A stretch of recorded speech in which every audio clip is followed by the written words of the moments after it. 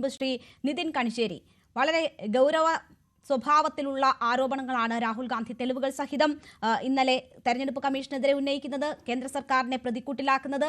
ഇന്ന് അദ്ദേഹം ആവർത്തിച്ച് അത് രാജ്യദ്രോഹം ചെയ്തു തെരഞ്ഞെടുപ്പ് കമ്മീഷൻ എന്ന നിലയിൽ കമ്മീഷനെതിരെ രംഗത്ത് വരുന്നു. 5 ചോദ്യങ്ങൾ തെരഞ്ഞെടുപ്പ് കമ്മീഷനോട് ചോദിക്കുന്നു രാഹുൽ ഗാന്ധി. കർണാടകയിൽ വലിയ റാലി നടത്തിക്കൊണ്ട് കോൺഗ്രസ് പ്രതിഷേധിക്കുന്നു. ഈ രാഹുൽ പുറത്തുവിട്ട വിവരങ്ങൾ, ഈ രാഹുലിന്റെ നേതൃത്വത്തിൽ നടക്കുന്ന ഈ പ്രതിഷേധം, അതിനൊപ്പം തന്നെയാണോ ഇടതുമുന്നണിയുടെ ഭാഗമായ CPM? എന്തുകൊണ്ടാണ് നേതാക്കൾ ഉൾപ്പെടെ ആ ഗൗരവ സ്വഭാവത്തിലുള്ള പ്രതികരണങ്ങൾ കേരളത്തിൽ ഇല്ലാതെ പോകുന്നത്?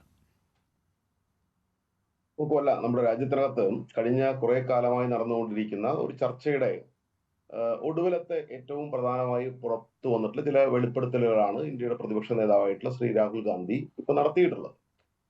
BJP അധികാരത്തിൽ വന്നത് മുതൽ കേന്ദ്രത്തിനകത്ത് BJPക്ക് നരേന്ദ്രമോദിക്ക് അധികാരം കിട്ടി.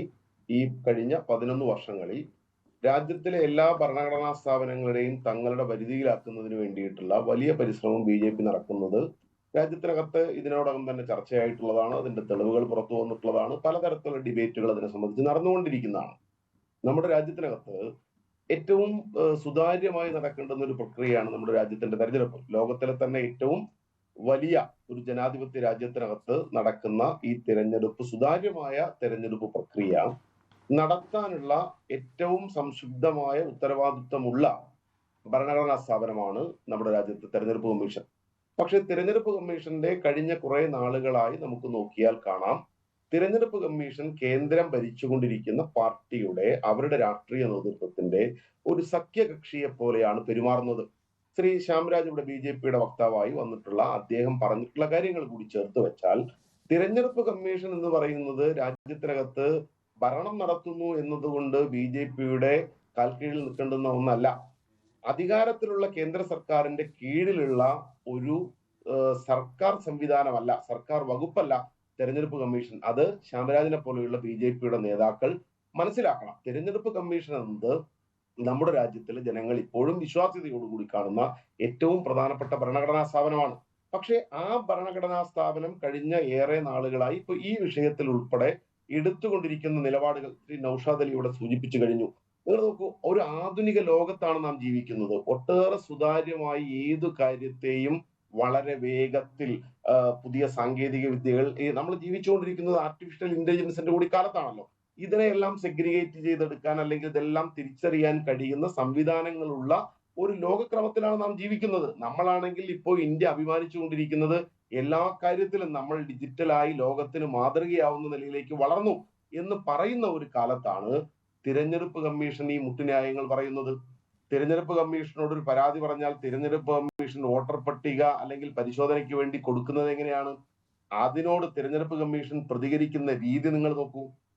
രാജ്യത്തിലെ തിരഞ്ഞെടുപ്പ് കമ്മീഷനെ സംബന്ധിച്ച് ഇത്തരം ആരോപണം, തിരഞ്ഞെടുപ്പ് അട്ടിമറിക്കാൻ വലിയ ഡ്യൂപ്ലിക്കേഷൻ വോട്ടർമാരുടെ കാര്യത്തിൽ ഉണ്ടാകുന്നു, പൂട്ടിക്കിടക്കുന്ന വീടുകളിൽ ആളുകളുടെ പേര് ചേർക്കുന്നു, മറ്റു മണ്ഡലങ്ങളിൽ നിന്ന് ആളുകളെ വ്യാജമായി തിരഞ്ഞെടുപ്പ് ഓറിയന്റഡ് ആയി കൊണ്ട് ചേർക്കുന്നു, തിരഞ്ഞെടുപ്പിന്റെ കണക്കുകൾ പുറത്തുവിടുന്ന കാര്യത്തിൽ, അതുപോലെ തന്നെ അതിന്റെ സുതാര്യമായ കാര്യങ്ങൾ സൂക്ഷിക്കുന്ന കാര്യത്തിലെല്ലാം തിരഞ്ഞെടുപ്പ് കമ്മീഷൻ പുലർത്തേണ്ടുന്ന ഒരു ഉത്തരവാദിത്വവും മാന്യതയും ജനാധിപത്യ ബോധവും ഇന്ത്യൻ സമൂഹത്തിന്റെ മുമ്പിൽ കാണിക്കാൻ തിരഞ്ഞെടുപ്പ് കമ്മീഷന് കഴിയുന്നില്ല എന്നുള്ളതാണ് ഇപ്പൊ പുറത്തു വന്നുകൊണ്ടിരിക്കുന്ന വാർത്തകൾ. ഞാൻ തീർച്ചയായും കരുതുന്നത് രാഹുൽ ഗാന്ധി ഉൾപ്പെടെയുള്ള കോൺഗ്രസിന്റെ നേതാക്കൾ ഈ വിഷയങ്ങൾ വെച്ചുകൊണ്ട് തെളിവ് സഹിതം പരാതികൾ നൽകും, അല്ലെങ്കിൽ ഇത് കോടതിയിലും ജനങ്ങളുടെ മുമ്പിലും ചോദ്യം ചെയ്യപ്പെടും എന്നുള്ള കാര്യത്തിൽ യാതൊരു സംശയവുമില്ല. പക്ഷെ BJP നമ്മുടെ രാജ്യത്തിപ്പോ തെരഞ്ഞെടുപ്പ് കമ്മീഷൻ മാത്രമല്ല, നമ്മുടെ രാജ്യത്തിലെ കോടതികൾ ഉൾപ്പെടെ, നമ്മളിപ്പോ ഇന്ത്യയിലെ ജനങ്ങൾ ഇപ്പോഴും പ്രതീക്ഷയോട് കൂടി കാണുന്ന നമ്മുടെ നീതിന്യായ പീഠങ്ങളിൽ ഉൾപ്പെടെ എങ്ങനെയാണ് BJP പെരുമാറിക്കൊണ്ടിരിക്കുന്നത്, നിയമനങ്ങൾ നടത്തുന്നത് എന്ന് സമീപ ദിവസങ്ങളിലൊക്കെ വാർത്തകൾ വന്നതാണ്. ഇതേപോലെ ഇപ്പൊ നമ്മുടെ കേരളത്തിൽ നടന്ന തെരഞ്ഞെടുപ്പിലും ഇപ്പൊ തൃശ്ശൂരിലൊക്കെ വ്യാപകമായി വന്നിട്ടുള്ള ഒരു ആക്ഷേപമായിരുന്നു. തൃശ്ശൂരിലെ പല ഫ്ളാറ്റുകളിലും അതുപോലെ തന്നെ കേന്ദ്രീകരിച്ച് BJP പുറത്തു നിന്നൊക്കെ വലിയ രൂപത്തിൽ ആളുകളെ കൊണ്ടുവന്ന് അല്ലെങ്കിൽ വോട്ടർ പട്ടികയിൽ പേര് ചേർക്കാനുള്ള ശ്രമം നടത്തിയതുമൊക്കെ തീർച്ചയായും ശ്രീ നിതിൻ കണിശ്ശേരി, ഇന്നലെ VS സുനിൽകുമാർ ഉൾപ്പെടെയുള്ളവർ ആ വിഷയവുമായി ബന്ധപ്പെട്ട് ആ ആരോപണം ആവർത്തിക്കുകയും ചെയ്യുന്നത് കണ്ടു. ഞാൻ ചോദിച്ചത്, അതേ തീവ്രതയോടുകൂടി കേരളത്തിലെ നേതാക്കൾ, CPMന്റെ നേതാക്കൾ ആ ആരോപണത്തെ ഉൾക്കൊണ്ടിട്ടുണ്ടോ എന്നതാണ്. ദേശാഭിമാനിയിൽ തീർച്ചയായും പ്രധാന വാർത്ത പോലും ആകാതെ അത് പോയതും പശ്ചിമബംഗാളിൽ അത് പാർട്ടി മുഖപത്രത്തിന് പ്രധാന വാർത്തയായതും ഒക്കെ ചർച്ച ചെയ്യപ്പെടുന്നുണ്ട്. നാളെ ഇതൊരു വിഷയമാക്കി മുന്നിൽ കൊണ്ടുവരാൻ തന്നെയാണ് ഇന്ന് കർണാടകയിൽ നടന്ന മഹാറാലി, പ്രതിഷേധ മാർച്ച് ലക്ഷ്യം വെക്കുന്നത്. ഇത് എങ്ങനെ രാഷ്ട്രീയമായി ഉപയോഗിക്കാമെന്ന ഒരു കാര്യം കൂടിയാണല്ലോ. അപ്പോൾ മമതാ ബാനർജി ഉൾപ്പെടെയുള്ളവർ ഇപ്പോൾ വലിയ പിന്തുണയുമായി രംഗത്ത് വരുമ്പോൾ സി പി എം നേതാക്കളുടെ പ്രതികരണം പോലും ഈ വിഷയത്തിൽ എന്തുകൊണ്ട് ഇല്ലാതെ പോകുന്നു? അല്ലേ, CPM മാത്രമല്ല, രാജ്യത്തിലെ എല്ലാ BJP ഒഴികെയുള്ള എല്ലാ പ്രധാനപ്പെട്ട കക്ഷികളുടെയും നേതാക്കൾ ഈ വിഷയത്തിൽ BJPയോട് ഒപ്പം നിൽക്കുന്ന സഖ്യകക്ഷികളുടെ പോലും നേതാക്കൾ ഈ കാര്യത്തിൽ പ്രതികരിച്ചിട്ടുണ്ട്. CPM ശക്തമായിട്ടുള്ള എല്ലാ പ്രതികരണങ്ങളും CPMന്റെ നേതാക്കളുടെ ഭാഗത്ത്. നോക്കൂ, ഇതൊരു ദേശീയ പ്രശ്നമായി നിലനിൽക്കുന്ന വിഷയമാണ്. നമ്മുടെ രാജ്യത്തെ ഭരണഘടനയും ആ ഭരണഘടനയുടെ സാധുതയുടെ അടിസ്ഥാനത്തിൽ രാജ്യത്ത് നടക്കുന്ന സുതാര്യമായ തെരഞ്ഞെടുപ്പ് പ്രക്രിയയും അട്ടിമറിക്കാൻ തെരഞ്ഞെടുപ്പ് കമ്മീഷൻ കൂട്ടുനിൽക്കുന്നു BJPക്ക്. ഈ ആരോപണം എത്രയോ കാലമായി വരുന്നതാണ്. ശ്രീ രാഹുൽ ഗാന്ധിയെ പോലെ ഇന്ത്യയുടെ പ്രതിപക്ഷ നേതാവിന്റെ ഉത്തരവാദിത്തത്തിലിരിക്കുന്ന ഒരാൾ ഈ വിഷയത്തെ വളരെ നന്നായി തന്നെ കൈകാര്യം ചെയ്യുകയും ജനങ്ങൾക്ക് മുമ്പിൽ കൊണ്ടുവരികയും ചെയ്തിട്ടുണ്ട്.